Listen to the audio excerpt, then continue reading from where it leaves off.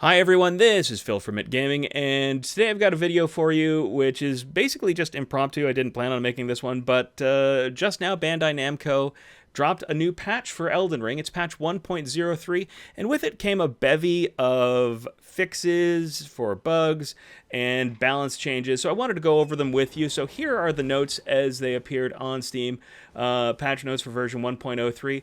So I'll go through some of the points. I'm not going to go through all of them. They are posted up here. So to start with, we have some major changes. There have been a couple of new NPCs that have been added, and changes to how the encounters with them are handled.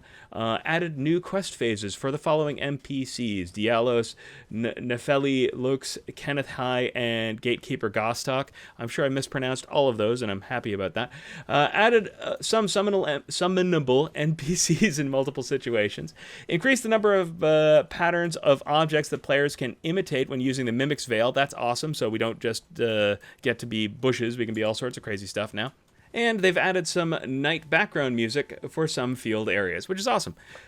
Now we get to the bug fixes, and there's numerous little bug fixes. So first off, we have fixed a bug that prevented summoned NPCs from taking damage in boss battles. Fixed a bug that sometimes prevented the player from obtaining items from after boss battles. That would suck. Fixed a bug that caused dialogue to be skipped when the NPC was using custom key configurations. Fixed a bug that caused the player to freeze when riding. This happened to me a few times, so I'm really glad this one's been fixed. Fixed a bug that caused arcane to scale incorrectly for some weapons. Hopefully that doesn't affect Moonveil, because that's my baby. In situations where the player cannot obtain more than 2 talisman pouches, added talisman pouches to Twin Maiden Husk's shop lineup, which is awesome because that way everybody can get 4 talisman slots regardless of whether or not they did anything wrong in their quests.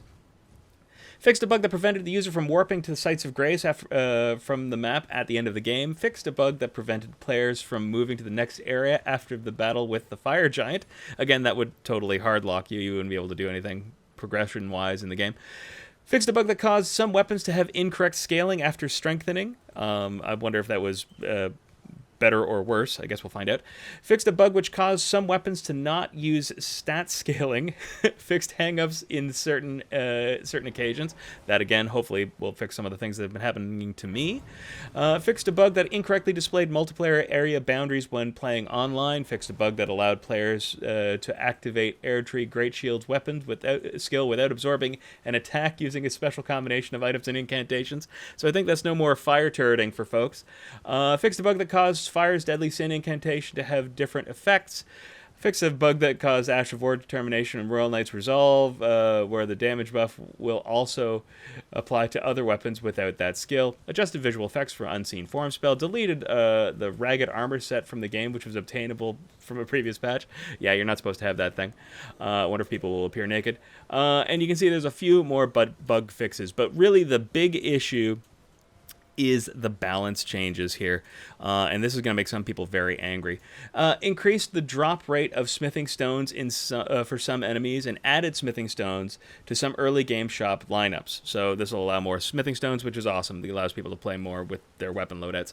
Increased shield's effectiveness. Increased the damage of all offensive cracked pot items. The cracked pots were absolute trash before, so that's a really welcome change.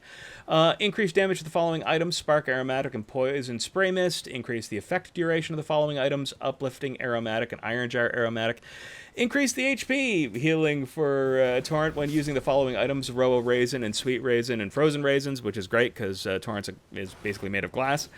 Now we get to a lot of the sorceries. All of the Comet sorceries seem to have gotten a big buff, either in a reduction in FP consumption or an increase in damage. Same with gravity-based spells. Gravity Well, Collapsing Star, and Crystal Barrage have gotten an increase in damage.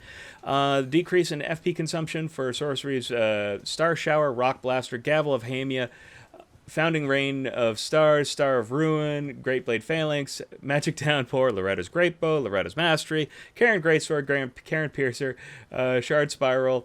So obviously they really want you to be using a lot of different kinds of sorceries.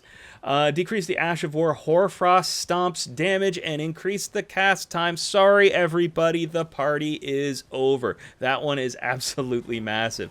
And this one really affects me too, because I'm a Dex nerd and I love me my blood. Increase the Ash of War Blood Slash self-inflicted damage while slightly lowering the damage and increasing the cast time. So clearly those two, Ash of War specifically, have been nerfed into the ground. Decreased weapon skill, Sword of Night and Flames damage. Oh man, I made a video about the Sword of Night and Flame and they've nerfed it too. That sucks. All right. Increase the FP consumption and lower the duration of Ash of War Barricade Shield. Change the FP consumption timing of Ash of War Prelate's Charge. Decrease the damage of spirits summoned when using the Mimic Tier Ash. And change the spirit's behavior pattern. So hopefully, I guess that's a good thing. Honestly, I feel like I was getting carried too much by the Mimic Tier. So it's kind of good that they're changing that one up. And finally, other enemies and weapon balance changes. So and the rest. I guess we'll find out what all of that means. So, that's a pretty extensive list of changes. Which changes do you think are the biggest? Tell us what they are in the comments below. If you found this video useful, please feel free to leave a like, comment, or better yet, subscribe to the channel. And as always, have fun out there.